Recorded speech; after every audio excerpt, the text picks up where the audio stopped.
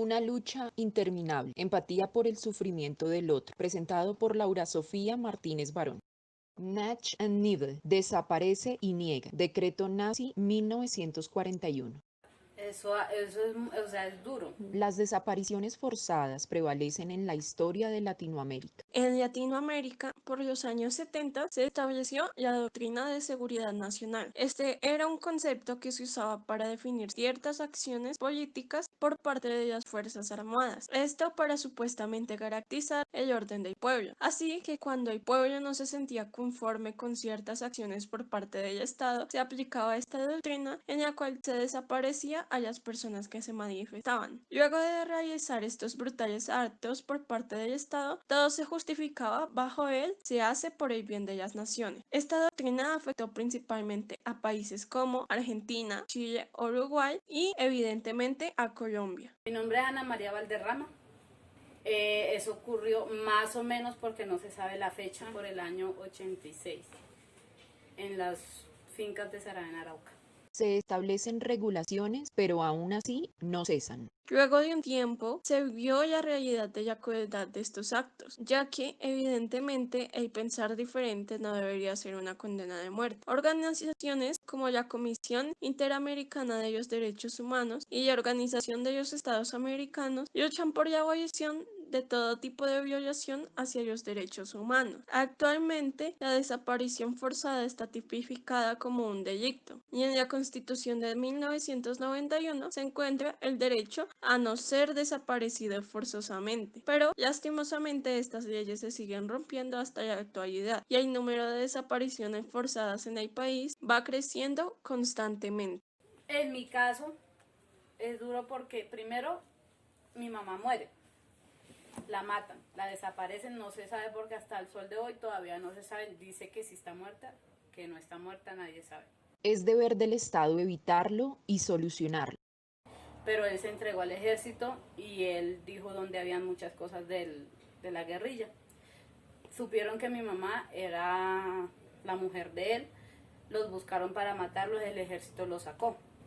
Pero ella vuelve porque mi abuelo está muy enfermo, le dijeron a ella, ella volvió, cuando ella fue al pueblo, no, mi abuelo no estaba enfermo, ella estaba normal en la casa, cuando de repente llegaron unos señores, que donde estaba Romelia, entonces mi mamá dice, yo estoy aquí, entonces que si va a estar ahí, que no salga al pueblo, solo ahí en la finca, entonces ella dice que bueno. Basta ya de desapariciones forzadas. Desde hace más de 40 años en nuestro país han desaparecido forzosamente más de 60.000 personas, de las cuales solo se conoce el paradero de un 13%, dejando así no solo a la víctima de desaparición, sino a una familia y comunidad devastada por no conocer el paradero de sus allegados. Se propone buscar, acusar, recordar y probar la existencia de una forma de violencia continua que lo obliga a vivir siendo a su vez victimizado, pero también debería interpelar nuestra capacidad de sentir empatía por el sufrimiento de otros. Los familiares de las personas desaparecidas no son solo una comunidad de dolor, son personas que luchan por recuperar el sentido que se les ha sido negado, por volver a unir aquello que ha sido roto delante de ellos.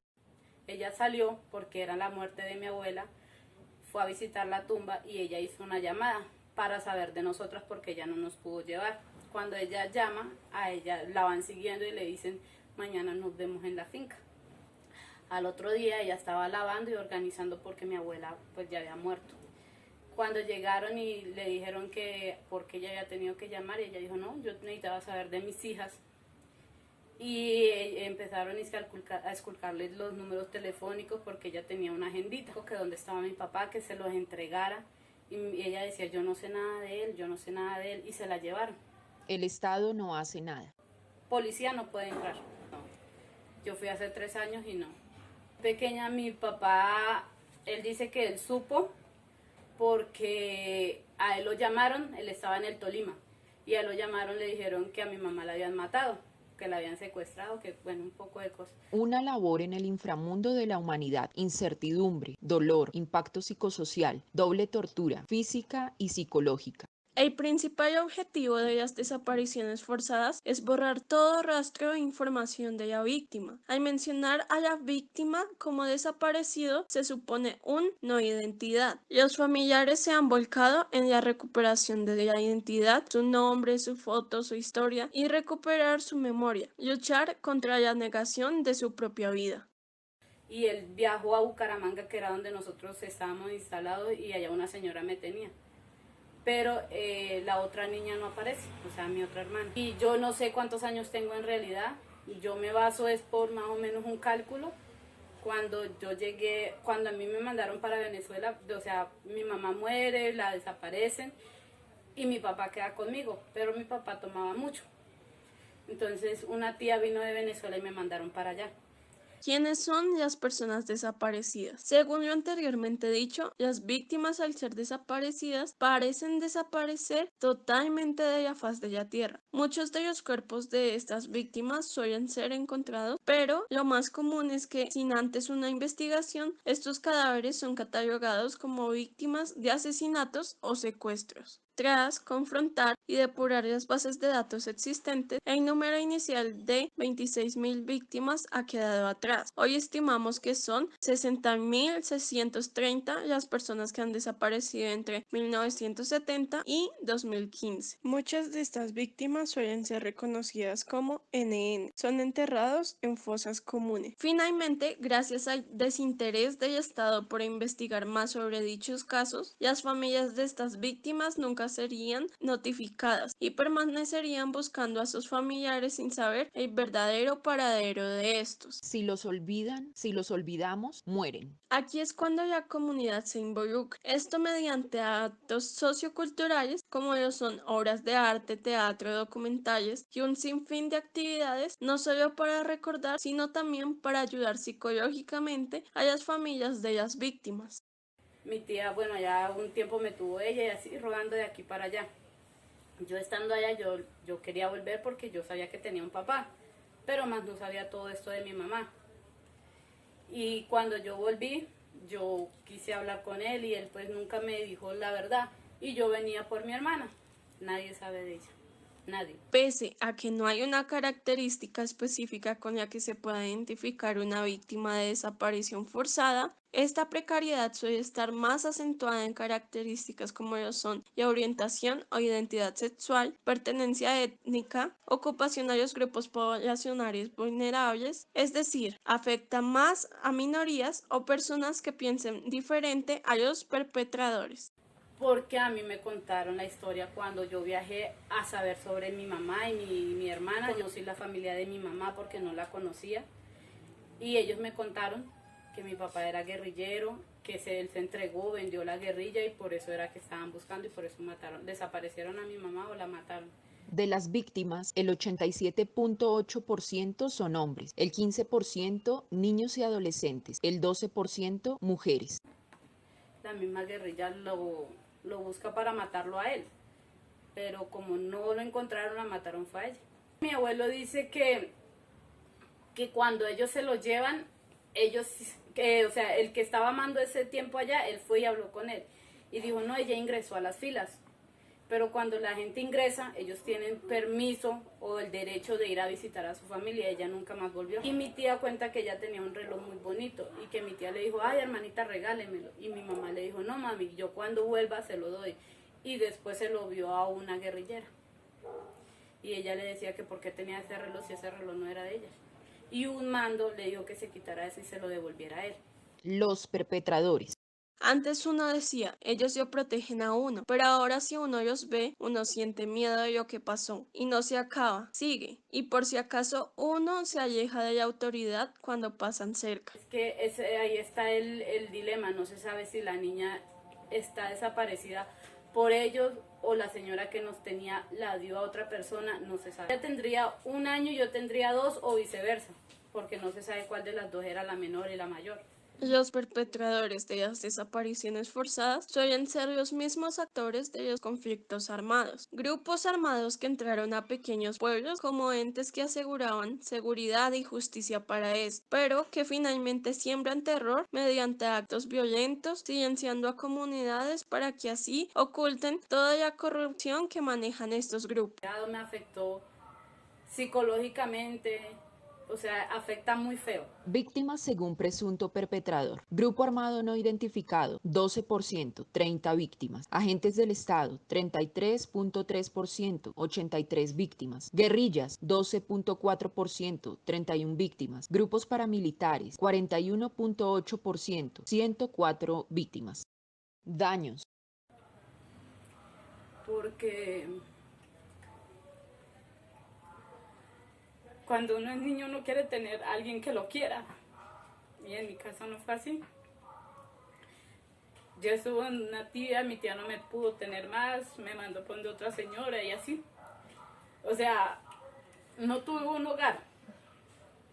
No tuve un hogar y siempre le he hecho la culpa a la guerrilla. Los familiares de las víctimas afrontan una permanente dualidad entre la expectativa de vida que promueve la ilusión de regreso de quien se encuentra desaparecido y el temor a la pérdida definitiva que hace suponer su eterna ausencia y que lo ubica entre los muertos. Estos actos truncan todas las actividades planeadas por las víctimas, lesionan y modifican los pensamientos y conductas de la familia de las víctimas. Esto no solo hacia la generación que vivió de cerca el suceso, sino también a generaciones próximas. Además, trunca los procesos de transformación cultural, esto gracias al miedo que se sembró. Además, destructura las posiciones de participación y activismo e instaura el temor a poner denuncia. Porque me quitaron algo que es lo más necesario. Y nada, yo en este momento yo no sé cuántos años tengo, no sé cuándo cumplo. Mi papá dice que yo soy de amor y amistad, mis tías dicen que no, que yo soy de octubre y soy del 86, que yo nací en ese tiempo y cuando mi mamá se fue yo era muy pequeña porque ellos recuerdan cuando me llevaron allá y que yo era muy pequeña. Y yo estuve acá en Colombia hasta los 5 años y de ahí me mandaron para Venezuela. Tendencia de la desaparición forzada en Colombia entre 1970 y 2015 con un pico más alto en el 2000 al 2004. Y regresé a los 14 porque me iban a casar y yo no me quería casar y me volé. Yo me devolví sola, yo trabajaba, llegué a Bucaramanga donde un familiar me puse a trabajar en un hogar de bienestar, cuidando niños. Y de ahí ahorré y me vine para el Tolima. Lugares de horror. La ausencia de justicia genera inseguridad, frustración y desamparo. Lugares del horror, pequeños pueblos, zonas rurales y campesinas, lugares donde prevalece la ausencia del Estado, son puntos focales de los perpetradores para realizar sus macabros actos, siendo así Antioquia y Cauca los dos departamentos más afectados por el conflicto armado y por ende por las desapariciones forzadas. Ya uno ve que lo están matando y tiene que dejarlo porque si no acaban con la familia. Allá no se puede denunciar. Allá mandan ellos. Yo estuve, fue un 8 de julio y no pudimos salir porque ese día cumplía el ELN y ese día cumplían allá y ese día hubo toque de queda, nadie fue a trabajar, todo el mundo en su casa encerrado. ¿Por qué y cómo? Y allá la policía tienen un cambuche, es como decir, por decir un espacio así, pero todo es blindado. Porque allá ellos los matan. Panfletos, amenazas, intimidación. Las principales intencionalidades de la desaparición forzada son aterrorizar, castigar y ocultar. Te castigan por ser o pensar diferente. Aterrorizan a comunidades enteras para así ocultar el verdadero motivo de estos actos. Ahora bien, describir cómo se realizan estos actos es bastante difícil. Esto gracias a la multiplicidad y atrocidad de las estrategias que se aplican hacia las víctimas. Aún así, una de las características que se tiene en común entre todas las víctimas es que al finalizar se intenta ocultar todo signo de violencia para así dificultar la identificación de las causas de muerte. Aún así, en los cadáveres se puede encontrar evidencia de múltiples signos de tortura. Crimen de lesa humanidad. Allá cuando yo llegué, de una vez se fueron a preguntarle a mi nono que quién era yo. Y él le dijo, ella es mi nieta. Y normal, saludaron y se fueron. Pero igual mi nono dice que allá no, allá uno, por ejemplo, ellos saben todo lo de uno. Ocultamiento, violencia, rastros, pruebas, testigos, denuncias, silenciar a todos. Eso es muy triste porque, por decir lo de las madres de allá, ahorita que supieron quién había sido y que está metido el ejército, ¿uno en quién va a confiar? No se puede confiar en el Estado, en los políticos, ni en el ejército.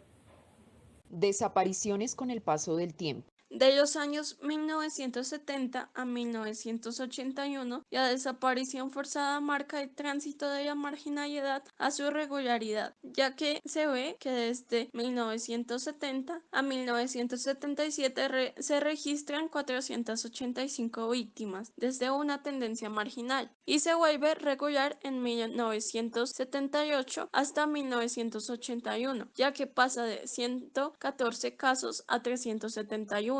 De 1982 a 1990 se registran 6.528 víctimas de desaparición forzada. Pasa de 269 a 1.388 casos. De 1991 a 1995 se reportan 6.155 desapariciones. Es decir, que este fue uno de los periodos más críticos. Pero desde 1996 a 2005 se registran 32.749 víctimas, lo que equivale a la mitad de los casos desde el año 1970 a 2015. Es decir, que este fue el periodo máximo, un periodo de explosión. Del año 2006 al 2015, la desaparición forzada decrece, pero no cesa. Se registran 9.595 víctimas, lo cual es una tercera parte de los casos del anterior periodo.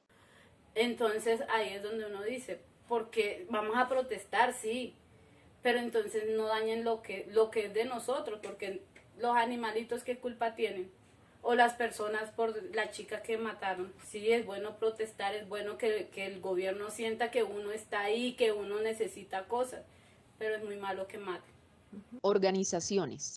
Las organizaciones de familiares de víctimas de desaparición forzada en Colombia han jugado un papel determinante en la lucha contra el olvido y por la justicia. Estas organizaciones son quienes presentan actividades que se apropian y usan el espacio público, incluyendo marchas, plantones, mediante las cuales las víctimas han encontrado apoyo y acompañamiento en distintas áreas. ¿Qué es más duro que la muerte? El olvido. Sean más conscientes que no todo en la vida es internet, que hay mucha gente que ha sufrido el no tener un hogar, el no tener una madre que esté ahí apoyándolo o un padre, que valoren lo que tienen, porque hay muchos jóvenes que no valoran a sus padres.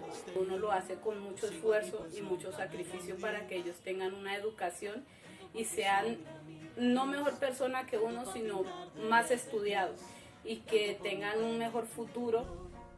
Yo quiero que a nivel como de moraleja en este espacio, no sé si ese era el tema que me han invitado a hablar, pero en ese espacio de la moraleja que le queda, que lo único que les queda a ustedes son dos cosas. Primera, que si no reaccionamos, ustedes jóvenes, y asumen el control de su propio país, con los elementos que les da la Constitución, por ejemplo el voto, si no hacen uso de eso, para bien, cerremos y vámonos.